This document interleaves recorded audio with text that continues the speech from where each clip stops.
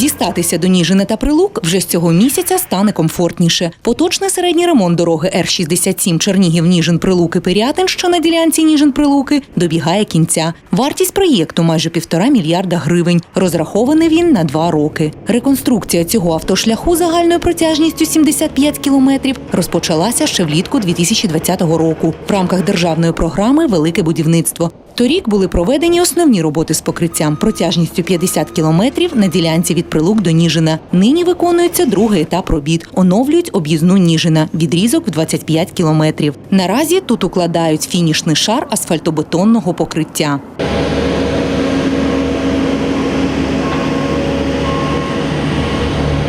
Голова обласної державної адміністрації Анна Коваленко разом з начальником служби автомобільних доріг області Романом Сміяненко у ході робочої поїздки відвідали і оглянули об'єкт, де наразі ведуться роботи.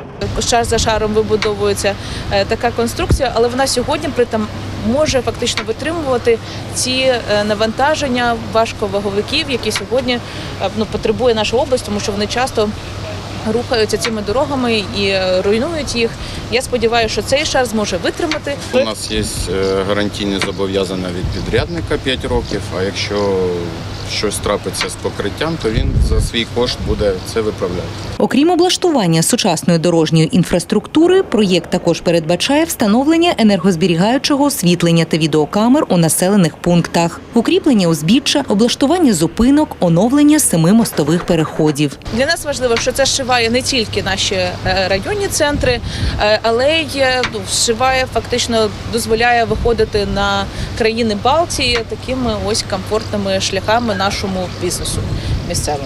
Хочеться, щоб скрізь в області були такі дороги. За кілька місяців на оновленій дорозі, а саме на відрізку автошляху до Талалаївки Ніжинського району, мають встановити комплекс для динамічного зважування вантажівок у русі вартістю близько 17 мільйонів гривень. Це буде система, яка буде фіксувати рух всього транспорту, буде зважувати його і в перспективі, коли вже внесуть відповідні зміни до законопроєктів, приймуть їх вже ті водії, які порушують вагові та габаритні норми, будуть отримувати відповідні штрафні санкції.